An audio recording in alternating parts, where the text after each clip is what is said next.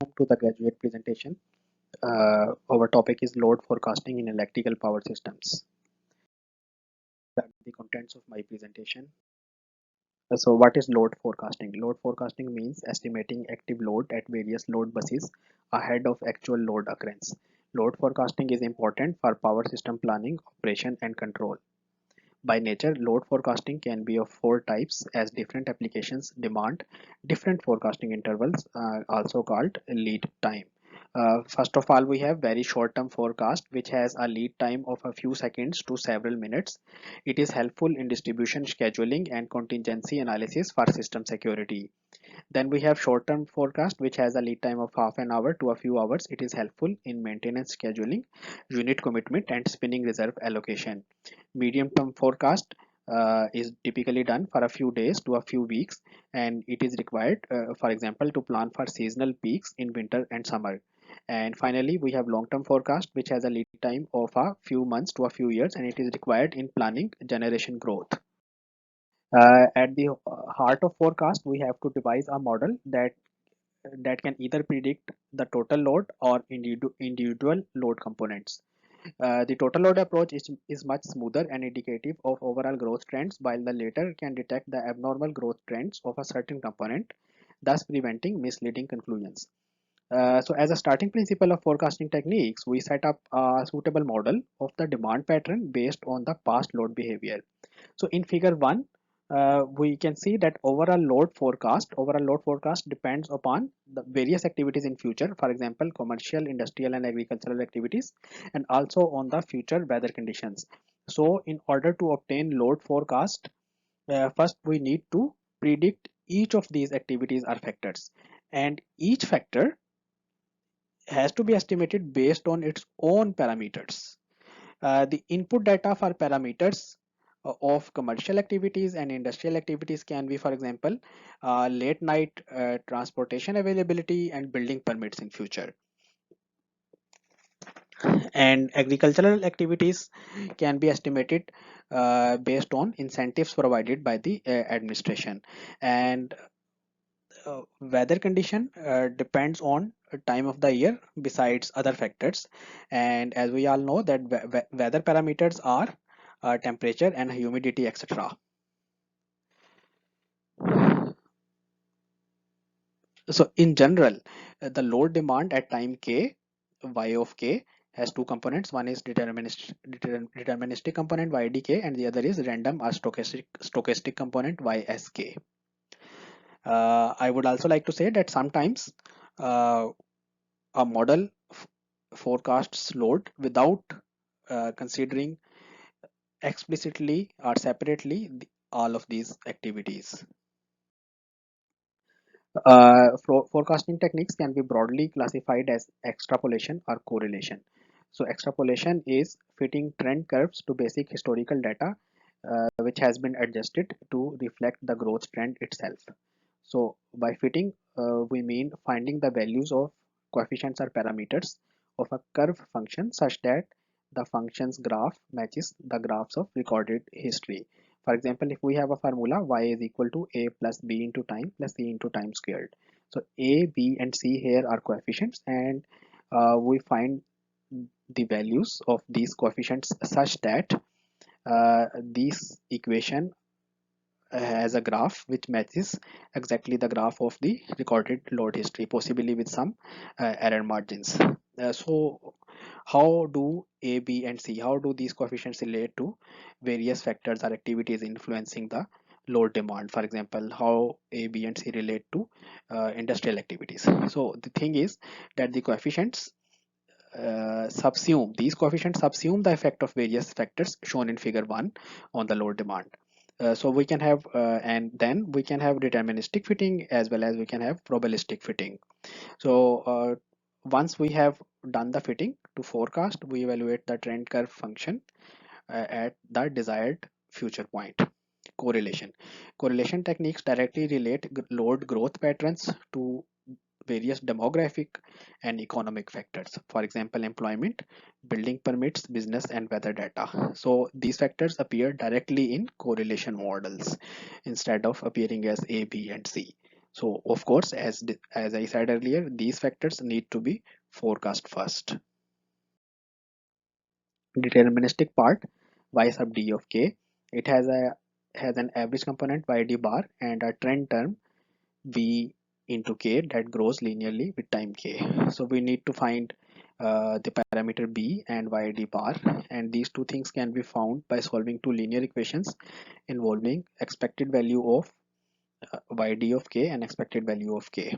So if the process is ergodic, its time averages and statistical averages are equal, then expected value of y sub d of k is nothing but the time average of the overall deterministic part.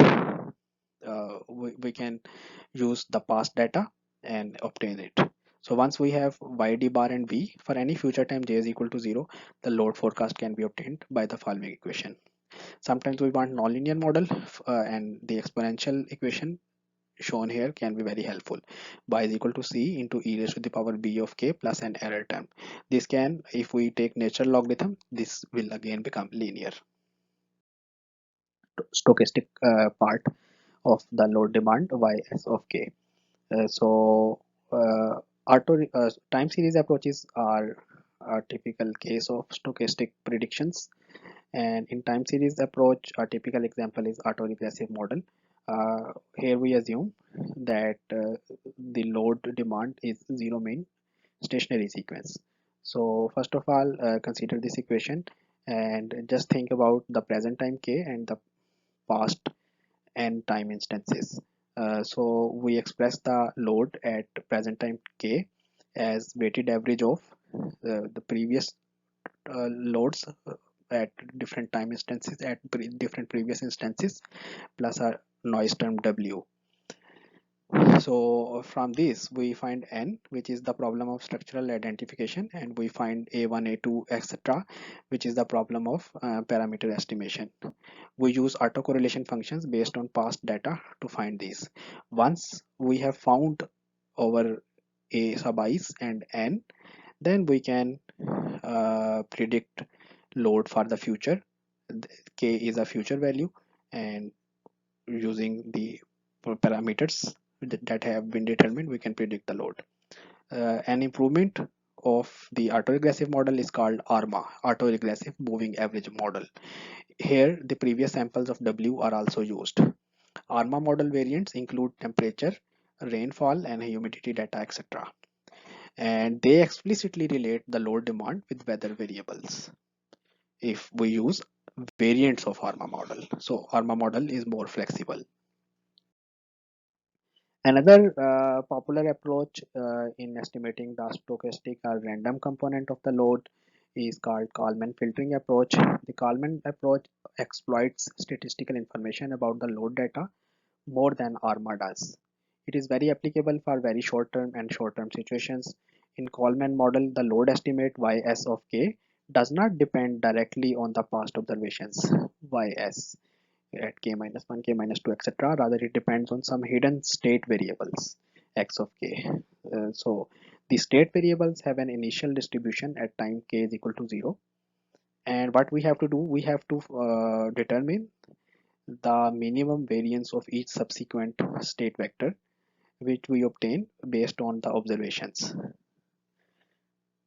which we obtain based on observations from beginning to the present time. So put in another way, the state vector x of k only depends on x of k minus 1. Neural network neural network approach for short-term forecast. So neural networks can be very beneficial in relating the load demand to a large number of very different factors. For example, housing prices and business activities are two very different factors. But we can train the network by feeding it with each factor's data as an input feature vector and the corresponding past load demand as the output vector. So a sketch is shown here. So the neural network, which has many layers and neurons, has basically trainable weights, and we feed it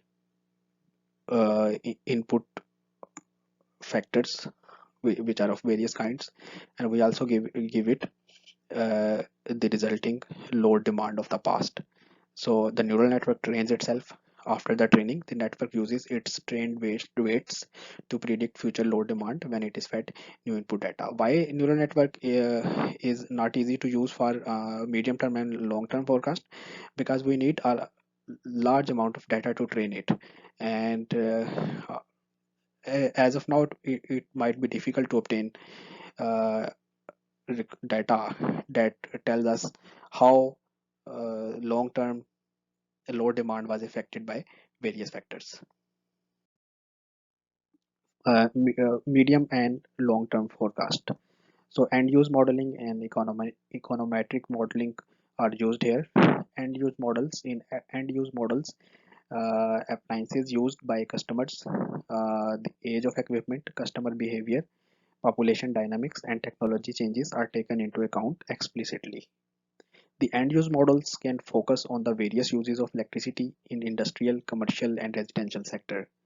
The end use models, they require less historical data and are therefore ideally very accurate. However, they are very sensitive to the amount and quality of statistical data and the dynamics of change. Econometric models. The econometric models basically combine economic theory and statistical techniques. They decompose load demand in such a manner that reflects the load's dependence on various segments of the economy of the concerned region. For example, per capita incomes, electricity prices, and employment levels. Again, the data for all sub-areas called load pockets might not be easy to collect. What is the conclusion? So, in a competitive environment created by the deregulation of electric industry, accurate load forecasting is very important for electric utilities. A better understanding of load dynamics and research in statistical and artificial intelligence algorithms is likely to further improve the load forecasting techniques. So here are my references. Thank you.